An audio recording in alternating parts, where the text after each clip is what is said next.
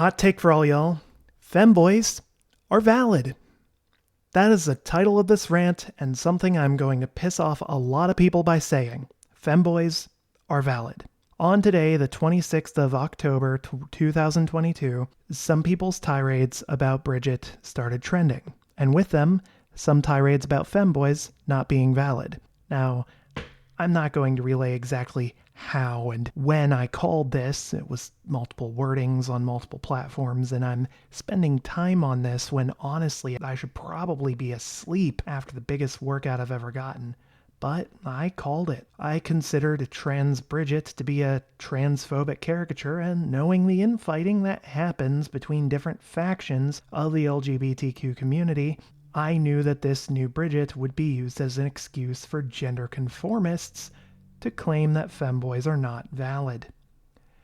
I've already had a high turnover rate with multiple communities exactly for supposed transphobia because I acknowledge the validity of femboys and other gender non-conforming individuals. So I knew this was coming. On Twitter, I like to write my takes as hot as possible. As such, many have labeled me as the evil cishet male despite my asexuality and my detachment from gender norms. I'm of the mindset even that trans gatekeeping is in itself transphobic. But with so many different factions that have different ideas of what is and isn't valid, I'm often the one in the crossfire labeled transphobic instead.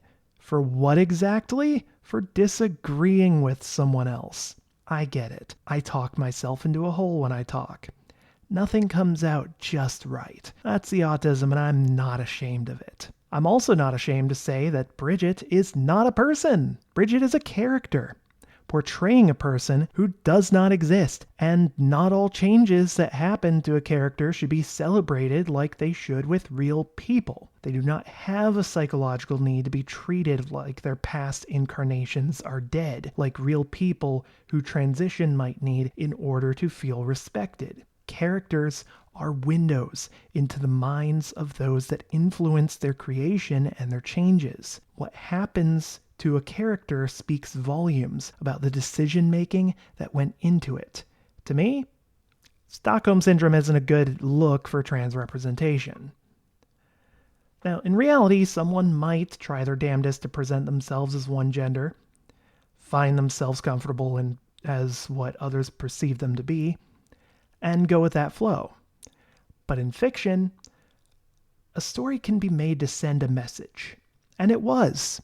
Until the message changed in a way nobody expected. A twist that undid existing character development. Brisket got their happily ever after long ago, but was in high demand to make a comeback. The fact the developers decided this is now canon is their choice. And while I still think it's damage control for an Otokonoko gag and some overzealous localization, they've made their decision.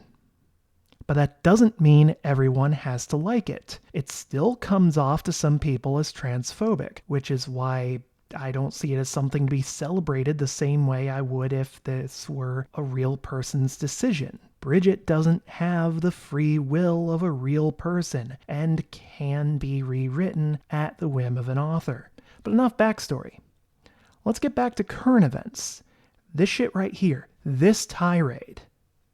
Now remember, characters like Brisket don't have the free will they might appear to have when stories go on. A writer can just suddenly make a character like Brisket do something you wouldn't expect that looks forced. But to deny the validity of someone who just does not conform to gender norms, to just claim that they really should be transitioning but are too bigoted to do so, you're denying a real person. You're acting like they don't have free will, like they're just a character written by someone else, like Brisket. You really can't make this shit up. It was posted a while ago, but due to the relevance of Brisket today, it started trending like crazy. Again, there are many factions, all of whom think each other is something phobic for having a difference in opinion. When I took the plunge and came out online, it kept getting worse the more platforms I made it public on. I thought I was just pessimistic. I just had to make it more public, and that the only place I should really cross the line is literally parading it. But it turned out that the vitriol is everywhere, and everyone wants to invalidate whoever isn't within their fantasy. There are a lot of gender conformists in the trans community who will jump at the chance to say that femboys and tomboys aren't valid, that non-binary people aren't valid, and even that gay people are just closet trans. This sickens me. And it all starts with just the tip.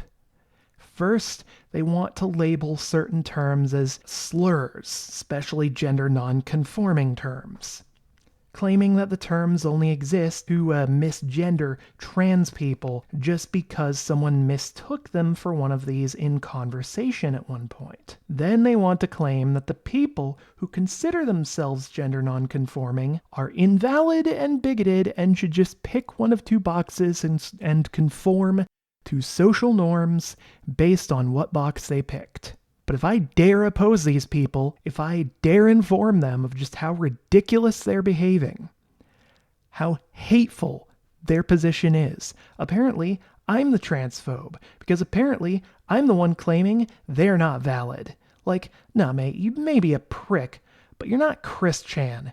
You'd have to have it on record that you've said that you're feigning transition to get laid to approach Chris Chan's level. But yeah, that's the rant. Femboys are valid. They're not some conspiracy to make you look stupid. You're doing a good enough job of that yourself when you make statements like that.